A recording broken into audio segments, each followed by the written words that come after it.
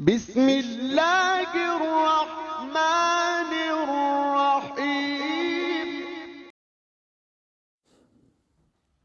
السلام علیکم، میرا نام ہے محمد یاسر فیق اور آپ دیکھ رہے ہیں اسلام از کمپلیٹ لائف۔ پرانے وقتوں کا ذکر ہے، بصرہ عراق کے ایک شخص نے حج کا ارادہ کیا، جس کے لیے اس نے دن رات محنت مزدوری کر کے حج کے لیے اپنا زاد راہ اکٹھا کیا۔ آج کل کے دور کی طرح اس وقت بھی لوگ قافلوں کی صورت میں حج پر روانہ ہوتے تھے۔ قافلے کے افراد کو جمع کرنے کے لیے ایک انتظار گاہ بنائی گئی تھی جو اس کے گھر سے کچھ ہی دور تھی۔ روانگی کے روز یہ شخص اپنے گھر والوں سے وداع لے کر نکلنے لگا تو فرتے جذبات میں سب کے آنسو نکل آئے اور سب نے اسے اپنی دعاؤں اور نیک خواہشات کے سائے میں رخصت کیا۔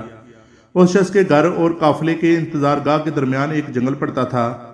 یہ شخص تیز تیز قدم اٹھاتا جا رہا تھا کہ جنگل سے کچھ پہلے ایک گھر سے اچانک کسی خاتون اور بچوں کے رونے کی آواز نے اسے چونکا دیا۔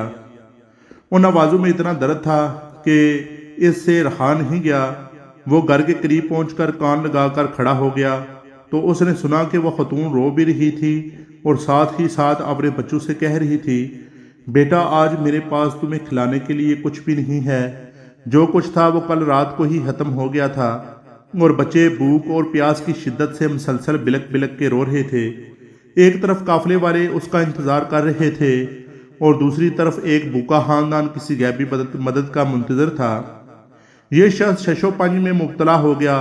آخر آسمان کی طرف نگاہ کر کے ہاتھ بلند کرتے ہوئے اللہ سبحانہ تعالیٰ سے گویا ہوا، یا اللہ آج میں عجیب دوراہے پر کھڑا ہوں۔ ایک طرف تیری عظیم عبادت ہے اور دوسری طرف یہ ہے بے بس خاندان، اور نہ ان لوگوں کو اس حال میں چھوڑ سکتا ہوں، تو ہی رہنمائی کر، میں کیا کروں۔ اور اگلے ہی لمحے اس شخص نے اس گھر کا دروازہ کھٹکھٹایا۔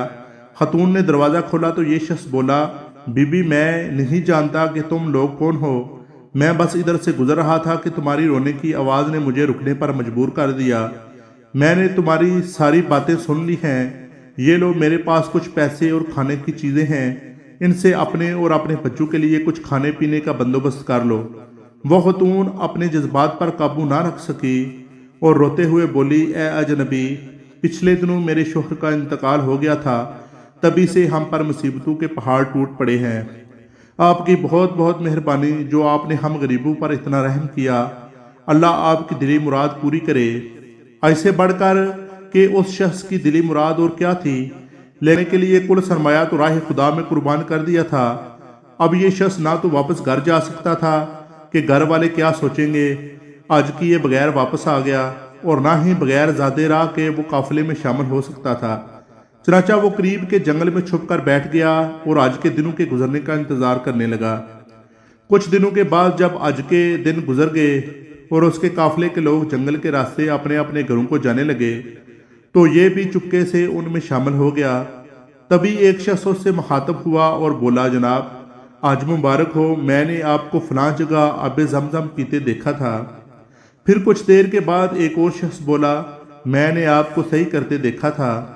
ایک اور شخص بولا، میں نے آپ کو طواف کرتے دیکھا تھا۔ غرض کہ ہر حاجی اس کی حج کے موقع پر موجودگی کی دلیل دینے لگا۔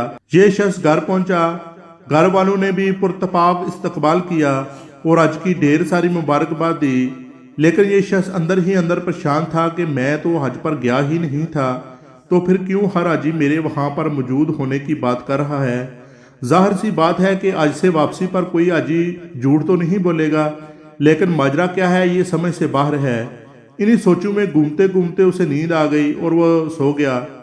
عالم خواب میں اسے بشارت ملی کہ اے نیک دل انسان، تم نے حج جیسی عظیم عبادت کو چھوڑ کر مخلوق خدا کی مدد کی، اس کے بدلے میں اللہ سبحانہ تعالیٰ نے بالکل تمہاری شکل کے ایک فرشتے کو خلق کیا اور اسے تمہاری نیابت میں حج پر بھیجا، اور یہی نہیں بلکہ اس فرشتے کے حج کا سارا ثواب بھی تجھے ہی ملے گا، اور اسی لیے ہر حاجی تمہاری وہاں پر موجودگی کی دلیل دے رہا ہے۔